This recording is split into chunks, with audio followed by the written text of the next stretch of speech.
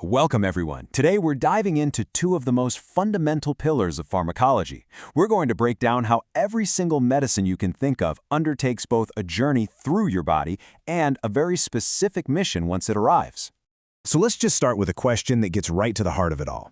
Have you ever really thought about how a pill you swallow knows exactly where in your body to go and what it's supposed to do once it's there? You know, it might feel like magic, but I promise you, it's pure science.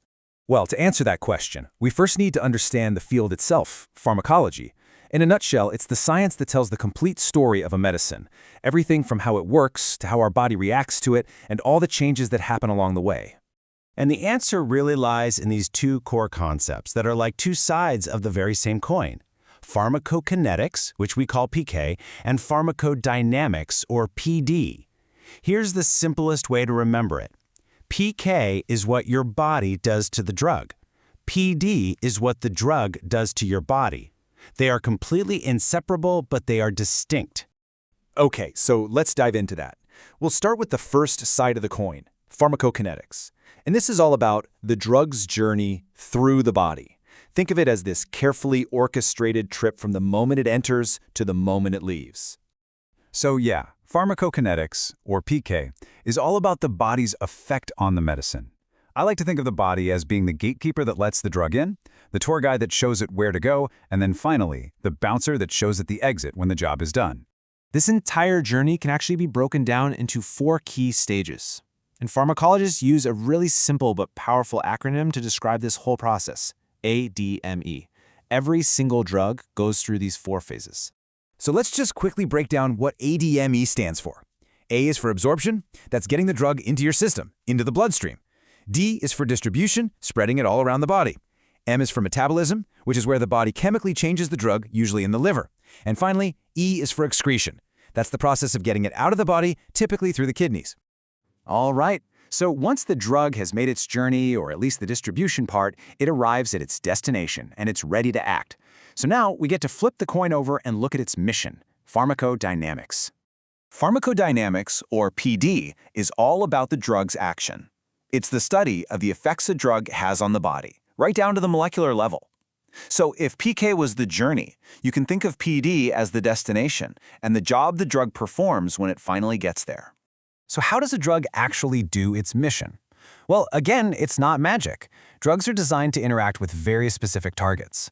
They might activate or block enzymes, they might interfere with carriers that move things across our cell membranes, they might open or close these tiny gates called ion channels, or, and this is the most common way, they bind to receptors, acting kind of like a key in a lock to trigger a specific response. Okay, now let's connect these two ideas, because you really can't have one without the other.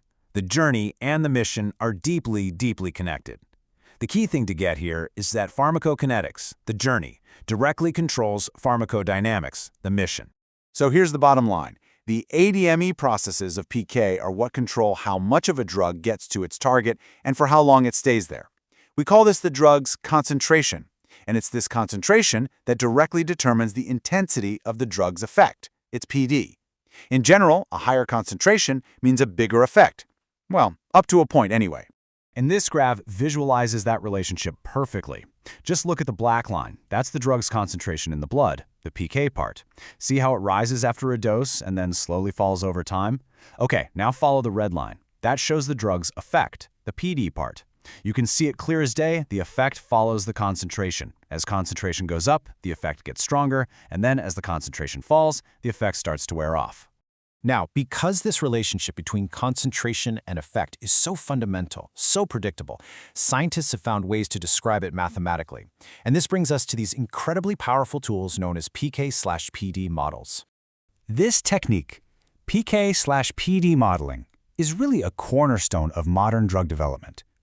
By creating a set of mathematical expressions, researchers can actually simulate a drug's behavior. This lets them describe and even predict the time course of its effect in response to any dose you give. It's almost like having a crystal ball for how a drug will behave. Now, I know the math on the screen can look a little intimidating, but don't worry about the complex formulas. The concept itself is actually really straightforward. These equations are just tools that help scientists precisely describe that relationship between drug concentration, which is labeled C here, and its effect, E. By understanding this, they can figure out the perfect dose for a patient, just enough to get the maximum benefit with the minimum risk. So what's the big takeaway from all this? Well, understanding a drug's journey and its mission isn't just some academic exercise. It is the absolute key to designing better medicines. By mastering both pharmacokinetics and pharmacodynamics, we are paving the way for a future of safer, more effective, and maybe even truly personalized treatments.